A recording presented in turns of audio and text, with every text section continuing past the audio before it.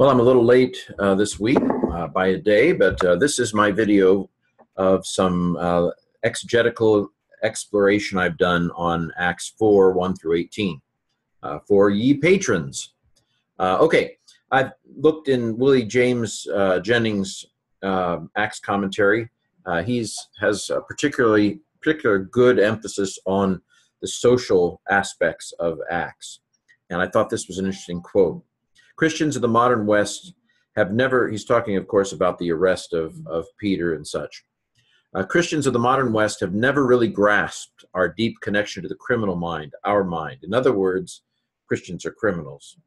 We should always understand ourselves as what Edwards said, or maybe it's Said, called secular critics. Critics of the secular, I assume, is what he means.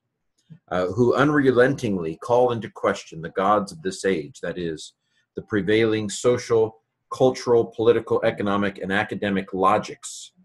And now, not just all, because up to this point, someone might say, yeah, go Trump. But he continues, that support or at ease with the status quo of grotesquely differentiated wealth and poverty.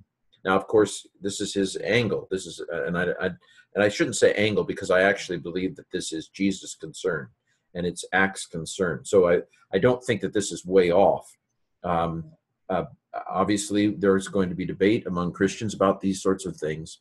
But I do think that grotesquely, what he calls grotesquely differentiated wealth and poverty is a justice concern.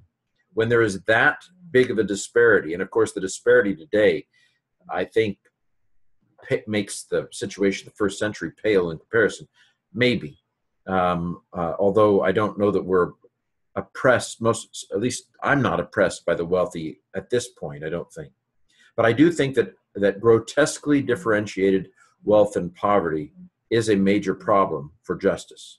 And again, you don't have to agree with me, but I believe that some of the movements that have taken place in this last year with regard to tax cuts and regulation cuts that free up the grotesquely rich to basically be without accountability on a certain level, that's a recipe for disaster.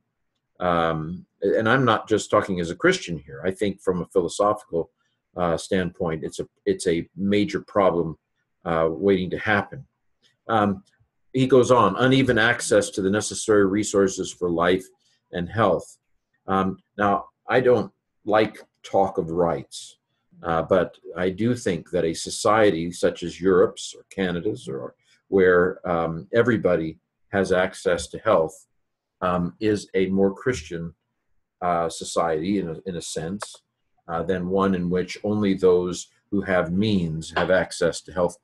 That seems to me to be part of moving toward a more just society. And forms of sublimely stubborn oppression masked inside social conventions. Well, I'll leave it at that. This is quite a quote, isn't it? Almost German in extent. But whether you agree or disagree, this is a quote.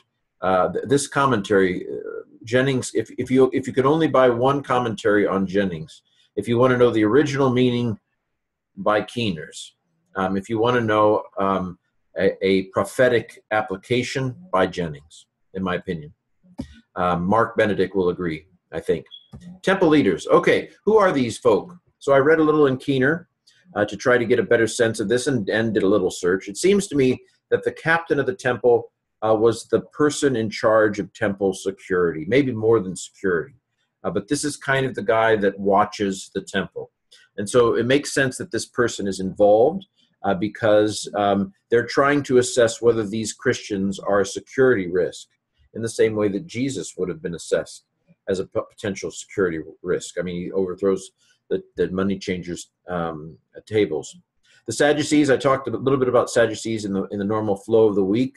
I mentioned that they were upper class, that they tended to be priestly families.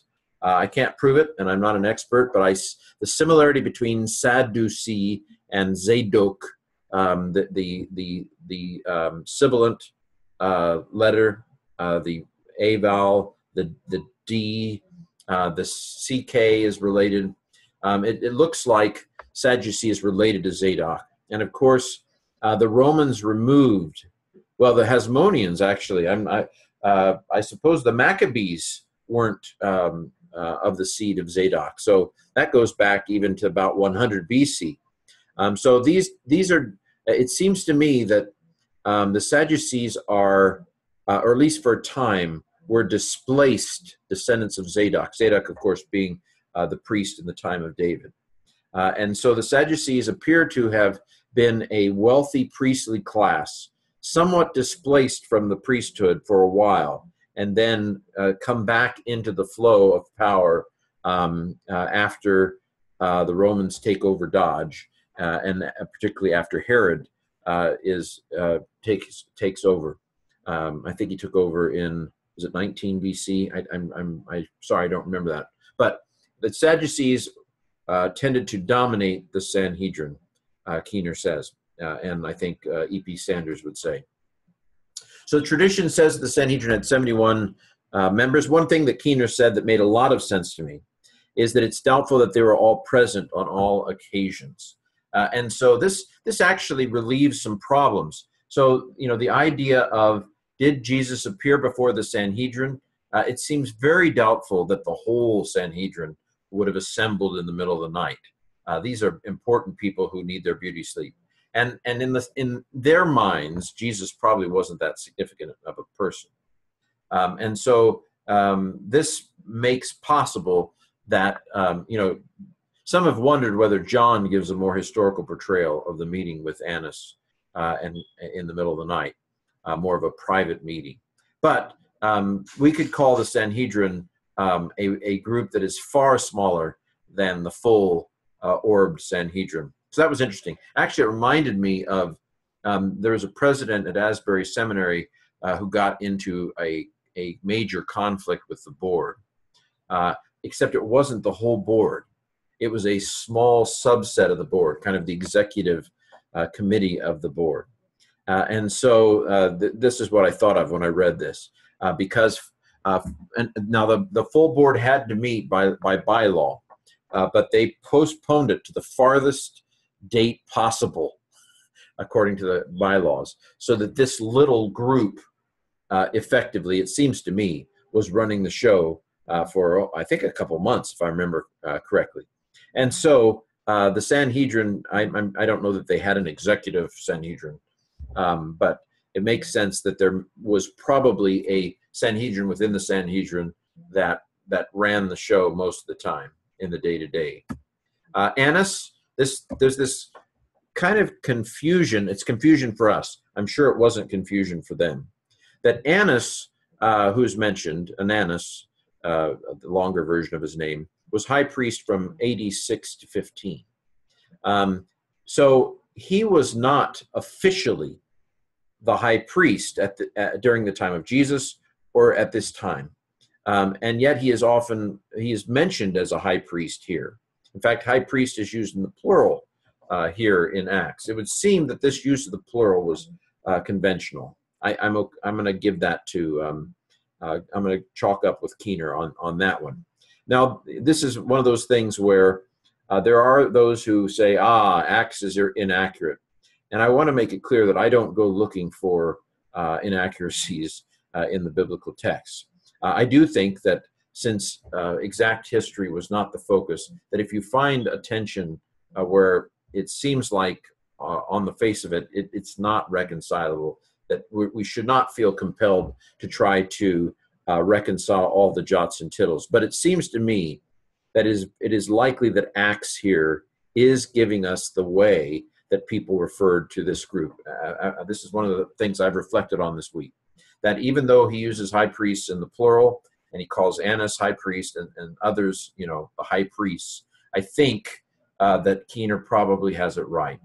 That it was this group they were the high priests. Annas was not officially the high priest since 15.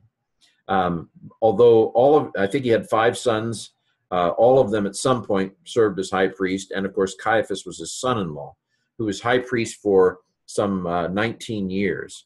He was deposed by Vitellius in AD 36.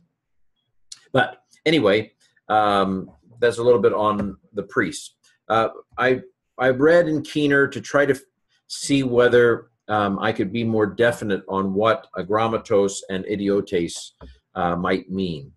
But really, after reading Keener, I don't think that we can be any more certain on these than I was in my videos on the Greek and the overview.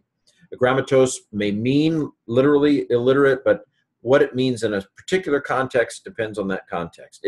It may simply have meant a lack of formal education. So was Peter illiterate or not in Greek? I don't know. And it could, idiotes could mean somebody who'd not studied philosophy or rhetoric, which were the higher kinds of things to study. Maybe if a person is a grammatos, then there's certainly an idiotes, because you studied the grammar before you studied the rhetoric. Well, so not clear what these mean exactly. It at least means that they were untrained, that they did not have formal education, formal Greek education, to be sure. Keener argues that these terms would not have been offensive to Luke's readers. In the same way, we tend to look down on people who don't have an education. And no doubt the Sanhedrin did. But the people who were reading or hearing Acts may not have, because probably the majority of those who heard the book of Acts were themselves illiterate when it came to Greek. Illiterate people in, say, Muslim countries may have the whole Quran memorized. Their memory is better than mine, to be sure. So being illiterate in an oral culture is not unusual, and it definitely does not mean a lack of smartness. Well, there's some thoughts after a little bit of investigation for this week.